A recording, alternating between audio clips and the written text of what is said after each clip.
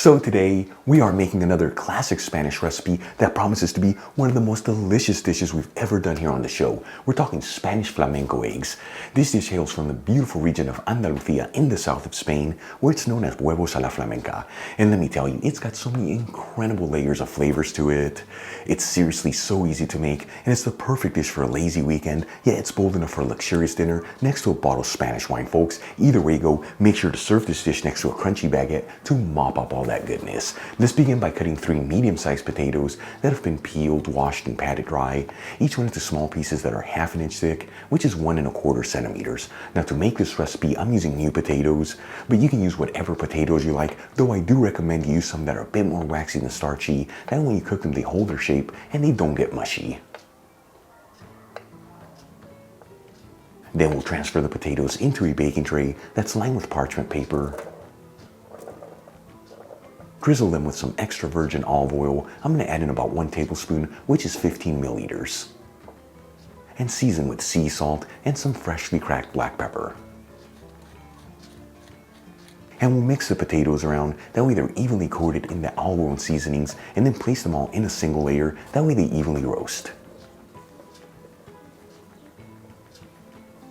And we'll add our baking tray into a preheated oven. Bake and broil option, that's the bottom and top heat, 220 degrees Celsius, which is 425 degrees Fahrenheit. If your oven can't do both functions at the same time, no big deal. Just get in there at the halfway point and flip the potatoes, that way they're evenly roasted all around. In the meantime, let's start getting the rest of the ingredients ready. I'm going to finely dice 1 small onion,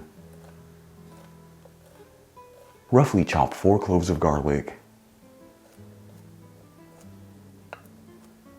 cut a 4-ounce piece of Spanish chorizo, which is 100 grams, into rounds that are 1/2 inch thick, which is a little over 1 1/4 centimeters. The Spanish chorizo that I'm using is plant-based, but you can use regular Spanish chorizo, and if you can't find that in your area, any type of pork sausage, just make sure it's nice and firm, that way when you cook it, it doesn't fall apart. And we'll finely grate between 4 to 5 tomatoes to end up with 1 1/2 cups of tomato sauce, which is 340 grams. Of course, you can substitute this for either canned tomato sauce or even passata. For the next step, I'm going to grab a large fry pan, heat it with a medium heat, and add in 2 tablespoons of extra virgin olive oil, which is 30 milliliters. After heating the olive oil for about 2 minutes, I'm going to add in the diced onion and the chopped garlic. And we'll mix the ingredients around continuously, that way they all evenly saute and they don't brown too quickly. After about 2 minutes and the onions are starting to become translucent, I'm going to add in the pieces of chorizo. And we'll continue to mix this continuously, that way all the ingredients evenly saute.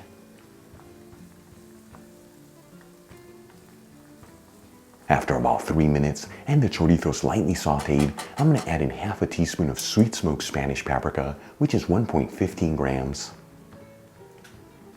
and 1 tablespoon of sherry vinegar, which is 15 milliliters, and you'll notice that when that sherry vinegar hits that pan, you're going to get an incredible aroma coming out. And we'll give this a quick mix, that way everything's evenly mixed together. As always, the paprika I'm using in this recipe is from Kiva, in my opinion, one of the greatest Spanish paprikas out there. You'll find a link where you can get it in the description box below, and if you buy it from that link, you'll get 25% off your order. Then I'm going to add in our 1 1/2 cups of tomato sauce, which once again is 340 grams. And we'll season everything with sea salt and freshly cracked black pepper. Since I'm using fresh tomatoes and I've got that sweet smoked Spanish paprika, no need to add sugar here to cut the acid. However, if you're using canned tomato sauce, add a little sugar in there to cut the acid from the tomatoes. And we'll give this a mix, that way everything is evenly mixed together. And we're going to simmer the tomato sauce on a medium heat while we wait for the potatoes to finish cooking. This is going to help all the flavors to develop, as well as for that tomato sauce to really thicken up. That way it has an incredible concentration of flavors. Alright, let's move back to our potatoes. They've been in the oven for about 30 minutes and they should be perfectly cooked through. I'm going to remove them from the oven. Of course, every oven heats differently, so start checking on your potatoes at the 25-minute mark, or it might even take up to 35 minutes. And you can always tell when your potatoes are perfectly cooked through. You just pierce them with a toothpick, and if it easily goes in, they are ready to go. All right, let's move back to our simmering tomato sauce. As you can see, it's really thickened up, so it's got a beautiful deep concentration of flavors. For the next step, I'm gonna add in 1/3 cup of frozen peas, which is 45 grams. And we'll give it a quick mix, that way those peas can incorporate into the tomato sauce. Now to make this recipe, you want to have a nice thick tomato sauce. It's what gives this dish that incredible depth of flavors. If you want it to be a little bit more saucy, just add in some broth in there. Then I'm going to add in our roasted potatoes into the pan.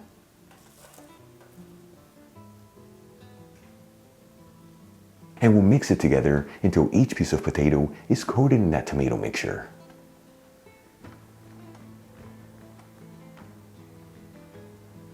And for the final step, let's start adding our eggs into the pan. Now before I add them in there, I like to crack each one into individual bowls. This ensures that the egg yolk is not broken and that no eggshells go in there.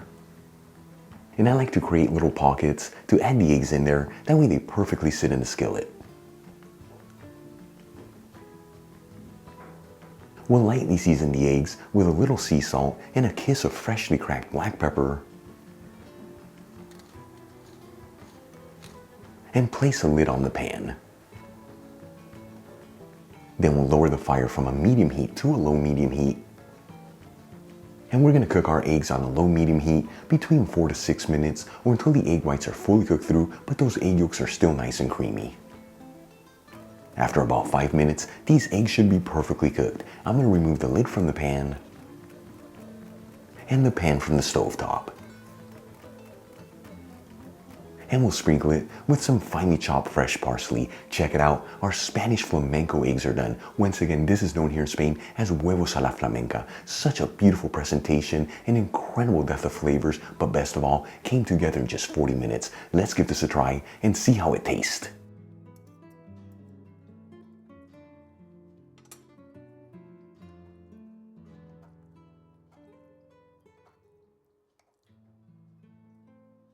Today we're coming in for the real deal. We got a big boy bite. Here we go. It's so unfair. I wish I could get a bite and give it to you right through the screen. So many great flavors.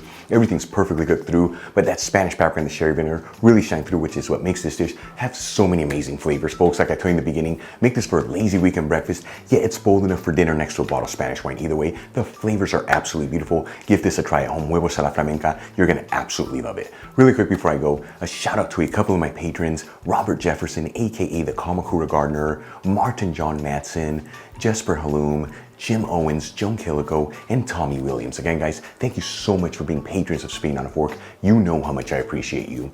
For the rest of you, if you're not with me on Patreon and you'd like to support the show, you'll find my Patreon link in the description box below and iCard above. If you enjoyed today's video, hit that like button, leave me a comment below, and don't forget to share this video with your family and friends. That way our Spain on a Fork community can continue to grow. Till the next time, hasta luego.